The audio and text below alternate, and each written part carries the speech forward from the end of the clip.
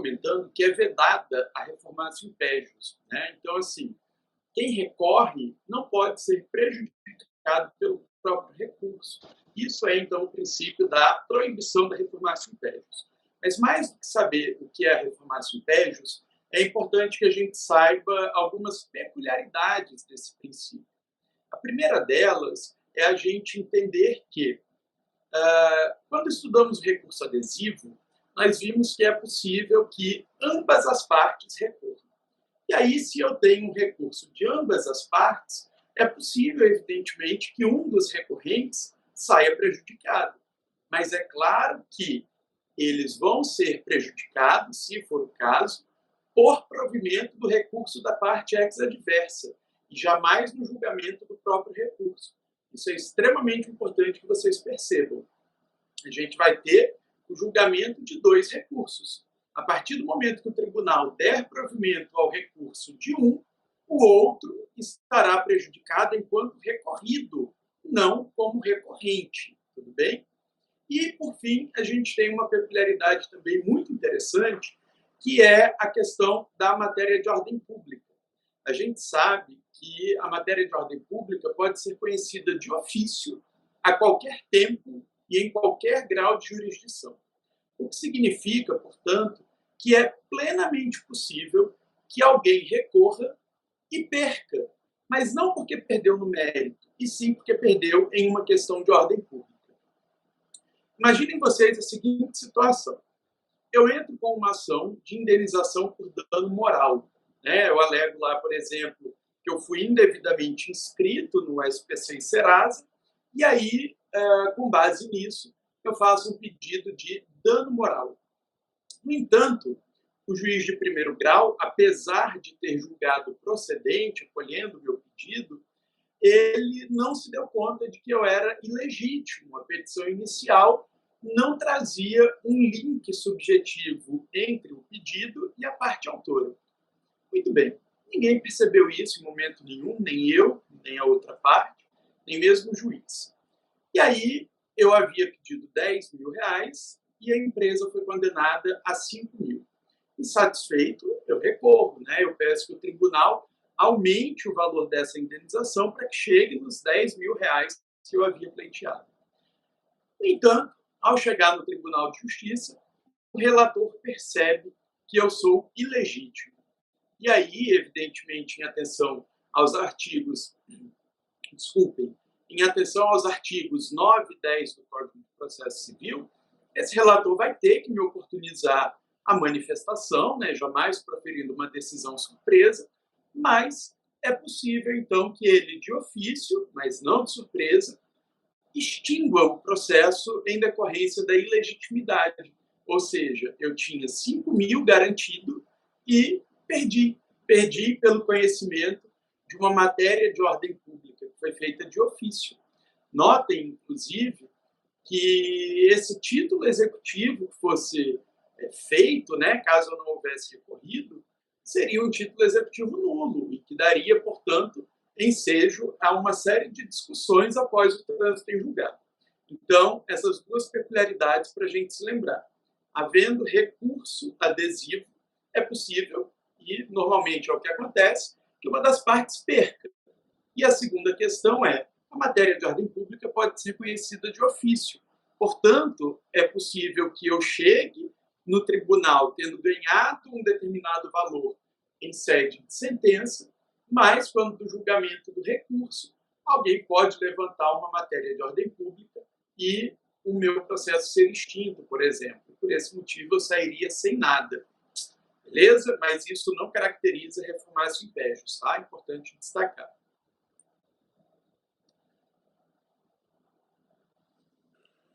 Dando continuidade aí, pessoal, a gente tem a questão dos pressupostos de admissibilidade. Para a gente falar de pressupostos de admissibilidade, é muito importante que vocês compreendam que a análise do recurso se dá em dois momentos. Quando eu tenho um recurso, eu tenho uma primeira análise, que é a análise quanto à sua admissibilidade. É mais ou menos aquele raciocínio que é feito no primeiro grau para verificar se os pressupostos processuais estão preenchidos. vejam que, nesse momento, o tribunal que vai julgar vai analisar questões estritamente processuais, vai analisar o preenchimento dos requisitos que a lei estabelece para que eu possa exercer validamente o meu direito de recorrer. Por outro lado, o juízo de mérito é um juízo que pode envolver tanto questões processuais quanto questões de direito material.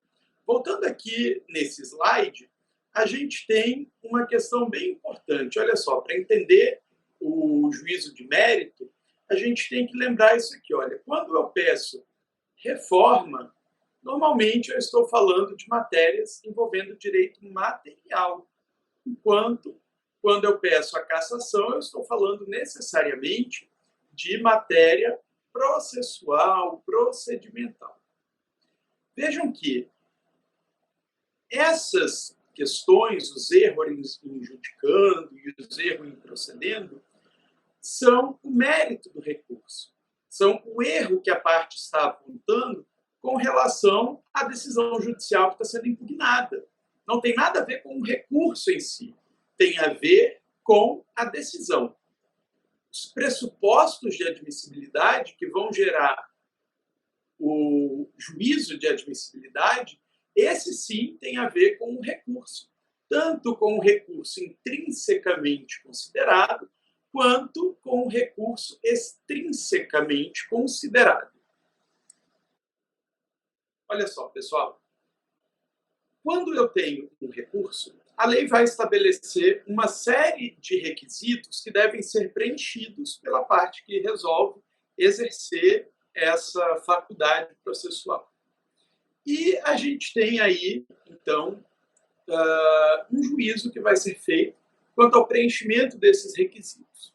O Código de Processo Civil de 73 dizia que essa análise quanto aos requisitos processuais era feita em dois momentos. Uma no juízo de primeiro grau e outra no juízo de segundo grau. Olha só, juízo a quo é o juízo de primeiro grau, é o juízo que prolatou a decisão recorrida.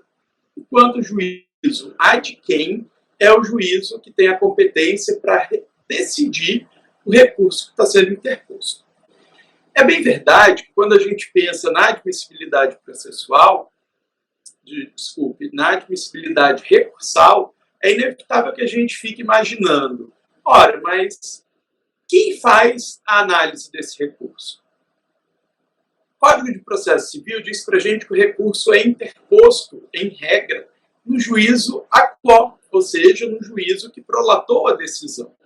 E esse juízo, após oportunizar o contraditório, deve encaminhar esse recurso, independente de qualquer outra coisa, diretamente ao tribunal, ao juízo ad quem, ao juízo competente para julgar esse recurso. Essa não era a sistemática de 1973. Né? Em 1973, o juízo de primeiro grau, o juízo a quo, fazia uma análise prévia, que a gente chamava de admissibilidade incipiente. Ele analisava o preenchimento dos requisitos de uma maneira provisória. E aí depois esse recurso era encaminhado para o tribunal e lá sim a admissibilidade era chamada de definitiva, já que necessariamente a palavra final no recurso é sempre do juízo ad quem, porque é ele quem detém a competência para julgar o mérito. Portanto, quem pode mais, pode também o menos. Notem que essa é a sistemática estabelecida pela Lei 13.105, que é o nosso Código de Processo Civil de 2015.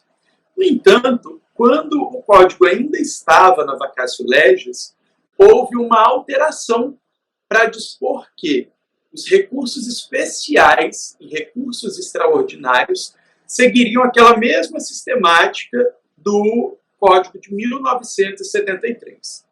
Então, quando a gente fala de recurso especial e recurso extraordinário, a gente tem uma admissibilidade incipiente que é feita pelo juízo a quo, juízo que prolatou a decisão recorrida.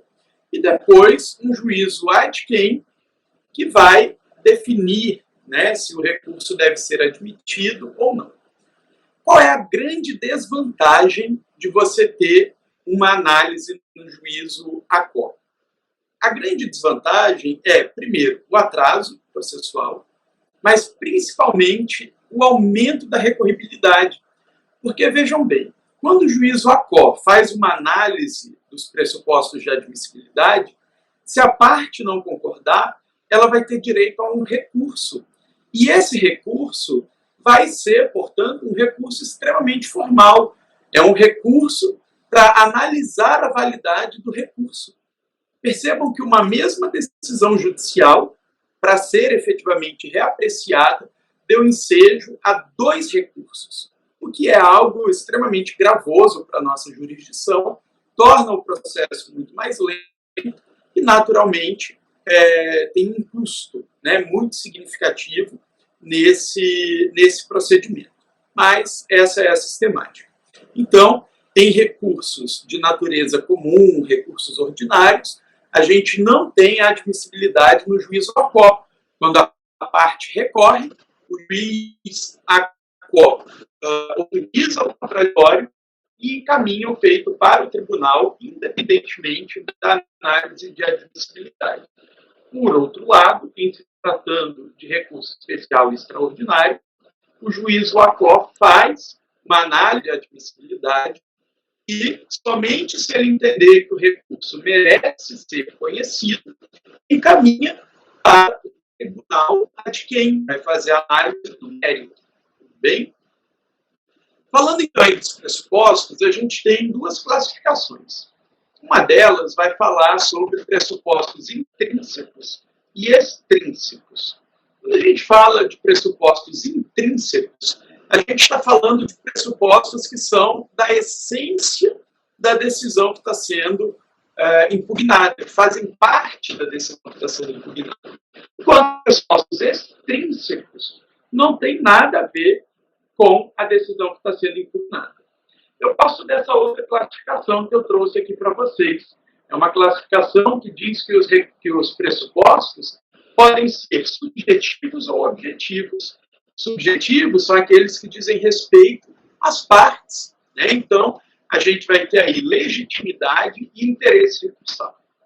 Quando a gente fala de legitimidade, a gente está falando de um nexo subjetivo entre a demanda e o sujeito, entre o objeto e o sujeito. A gente tem, então, que os legitimados a recorrer são, evidentemente, as partes, qualquer parte tem legitimidade, o Ministério Público também tem legitimidade recursal, o terceiro prejudicado, que for, naturalmente, atingido pela decisão recorrida de maneira judicial, também poderá recorrer, e terceiros intervenientes, que já têm sido admitidos na primeira fase do conhecimento. O segundo pressuposto subjetivo é o interesse recursal. O interesse recursal, pessoal, decorre da suspensão. Somente o interesse recursal quem é afetado negativamente pela decisão impugnada, né? Então, quem tem interesse recursal, quem é afetado negativamente pela decisão recorrida. Pois muito bem. Seguindo, a gente vai ter que falar um pouquinho dos pressupostos objetivos. E esses têm a ver, então, com o objeto, tem a ver com o recurso, enfim. Vamos falar primeiramente do cabimento. Falar de cabimento é pensar em 2 questões que a gente já viu lá em princípios. Lá nos princípios, a gente viu que é imprescindível que haja taxatividade, ainda que mitigada, segundo a teoria do Superior Tribunal de Justiça, mas é necessário que haja previsão legal do recurso. E a gente viu também a singularidade ou a unirrecorribilidade. Somando esses 2 princípios, a gente tem o cabimento. Porque falar de cabimento é falar que é cabível um recurso quando existe previsão legal e quando eu o manejo de maneira adequada, quando eu utilizo esse recurso exatamente na proposta da lei, exatamente no que está previsto na lei. Eu não posso pegar um recurso que está previsto em lei para uma finalidade e utilizar para outra finalidade. Isso seria inadequado, tudo bem? Então, eu não posso pegar qualquer recurso previsto em lei e utilizar. Não, eu tenho que utilizar o recurso previsto em lei na hora certa. Segundo requisito é o requisito da tempestividade. Só é tempestivo o recurso que é protocolado, recurso que é interposto no prazo adequado. O Código de Processo Civil tentou unificar os prazos recursais. E ele trouxe para a gente que, em regra, os recursos serão interpostos no prazo de 15 dias. A única exceção que a gente tem no Código de Processo Civil são os embargos de declaração. Os embargos de declaração serão interpostos no prazo de 5 dias. Todos os demais serão interpostos no prazo de 15 dias. Aqui eu quero chamar a atenção de vocês no sentido de que nem todo recurso está previsto no CPC. A gente tem, por exemplo, lá na Lei 9.099, a Lei de Juizado Especial, a previsão de um recurso sem nome, que a gente vai chamar de recurso inominado, que tem um prazo diferente, um prazo de 10 dias. Mas no Código de Processo Civil, o único recurso que não é em 15 dias são os embargos de declaração. Ok? Quero também alertar vocês no sentido de que aqui em recurso, a contagem de prazo não tem nenhuma peculiaridade daquilo que a gente aprendeu lá no Processo Civil 2. É tudo da mesma forma. Então, a gente tem que lembrar, por exemplo, que o prazo para recorrer começa a contar a partir do momento que eu intimo o advogado, não a parte. Não tem intimação pessoal em regra, né? Da mesma forma que eu tenho que lembrar a vocês que, em se tratando de defensoria pública, fazenda pública, Ministério Público, eu tenho prazo em dobro para recorrer. Bem? E também preciso lembrar a vocês que, em se tratando de processo físico, o que eu não acredito que vocês vão presenciar, vivenciar, desde que os advogados sejam diferentes, de escritórios diferentes, em um litisconsórcio, o recurso terá prazo em dobro, desde que, naturalmente, afete esse litisconsórcio, certo? Então, quem não se lembra aí muito bem, na verdade, é o Processo Civil 1, né? Quem não se lembra muito bem desse conteúdo de Processo Civil 1, vale a pena revisar ali por volta do artigo 230 do Código de Processo Civil e ver as regrinhas de contagem de prazo. Bem, próximo pressuposto objetivo é o preparo recursal. Preparo recursal é o resultado da soma de dois recolhimentos financeiros, portanto, que eu tenho que fazer, em regra. O primeiro deles é o pagamento das custas recursais. Cada tribunal, pessoal, vai determinar o seu regimento de custas, né? Aqui em Rondônia, por exemplo, o Tribunal de Justiça prevê que, para ajuizar a ação, eu devo pagar 2% do valor da causa, e quando eu vou recorrer, eu tenho que recolher mais 3% sobre o valor da causa. Então, o pagamento dessas custas constitui a primeira parte do preparo. A segunda parte do preparo envolve o recolhimento do porte de remessa e retorno obrigatórios. Aqui, mais uma vez, a gente vai falar de algo que é improvável para vocês, né? Eu só tenho obrigatoriedade de recolher porte de remessa e retorno em se tratando de processo físico, porque esse porte de remessa e retorno é mais ou menos a passagem que eu pago para o processo ir até a sede do tribunal e voltar. Então, se eu estou, por exemplo, em Porto Velho, tenho um processo físico e eu quero interpor um recurso especial, eu tenho que pagar o deslocamento desse processo. Ele vai ter que viajar para Brasília para que o Superior Tribunal de Justiça possa analisar. Aqui também a gente tem outra discussão importante, que é a deserção. Deserção é a ausência do recolhimento de preparo, é uma penalidade que é aplicada ao recorrente por ele não ter recolhido o preparo adequado. No atual Código de Processo Civil, não existe deserção automática, pessoal. Isso é uma informação extremamente importante. Não existe deserção automática. A deserção no Código de Processo Civil de 2015 somente poderá ser decretada depois de oportunizado o recolhimento ou o complemento daquele preparo que foi considerado insuficiente. Vamos imaginar a seguinte situação. Eu tenho uma causa no valor de R$10.000 e eu quero apelar da sentença, eu quero recorrer dessa sentença. Quando eu vou apresentar o meu recurso, eu tenho que apresentar o comprovante de pagamento das custas. Como é um recurso, um processo eletrônico, eu não preciso recolher o porte de remessa. Então, eu tenho que pagar essas custas processuais. Eu tenho que recolher esses R$300 referentes aos 3% sobre R$10.000, que é o valor da causa. Agora, notem que é possível que, por um lapso de quem emitiu a guia, ou porque a parte não sabia, ou sei lá por que motivo, é possível que esse recolhimento seja feito em um valor inferior. Por exemplo, a parte recolheu R$200, ao invés de recolher 300.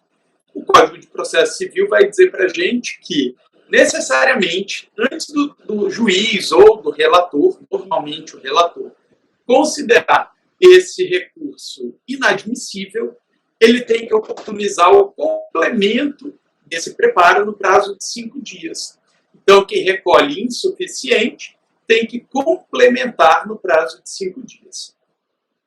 Por outro lado, quem não recolhe nada vai ser obrigado a recolher em dobro.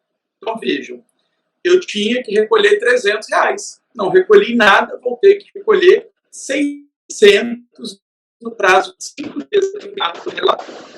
Se eu não recolher, o meu recurso vai ser considerado deserto e, consequentemente, ele não vai ser admitido e o mérito não vai ser analisado. Ainda falando sobre o preparo, eu quero chamar a atenção de vocês no sentido de que não existe uma terceira chance. Vamos pensar na seguinte situação. Eu tinha que recolher R$300, não recolhi nada, então o relator me mandou pagar em dobro, no prazo de 5 dias. No prazo de 5 dias, eu fui lá e paguei R$300, ou seja, eu não recolhi em dobro, eu recolhi de forma simples. O relator não deve me possibilitar o complemento. Eu vou ter perdido o meu recurso. Eu vou ter que receber a pena de deserção. Inclusive, isso é um direito da parte recorrida. O relator não pode relativizar a deserção e possibilitar uma terceira chance de recolhimento, de complementação. Para terminar a questão do preparo, eu chamo a atenção de vocês no sentido de que algumas pessoas são dispensadas de recolher preparo, Fazenda Pública, Defensoria Pública, Ministério Público, Curador Especial, beneficiário da assistência judiciária gratuita, são pessoas que têm dispensa do recolhimento de preparo. Além disso, a gente sabe lá da leitura dos artigos 98 e seguintes do Código de Processo Civil que a gratuidade da justiça pode ser requerida a qualquer tempo. Então, é possível que eu tenha recolhido as custas iniciais, aqueles 2% aqui em Rondônia, mas quando eu vou interpor o meu recurso, eu não tenho R$300 para pagar. Então, eu faço o requerimento de gratuidade da justiça, pedindo que o tribunal me isente daquelas custas. E aí, nessa situação, é o relator que vai decidir se ele defere ou não a gratuidade da justiça, dentro daqueles requisitos lá do artigo 98 do Código de Processo Civil, e caso ele indefira, ele não pode determinar, ou melhor, ele não pode me aplicar a pena de deserção. Ele vai indeferir a gratuidade e me oportunizar o recolhimento dentro do prazo fixado por ele. Evidentemente que essa decisão, por ser uma decisão monocrática, vai admitir recurso. tá, pessoal? Caso seja indeferida, vai admitir recurso.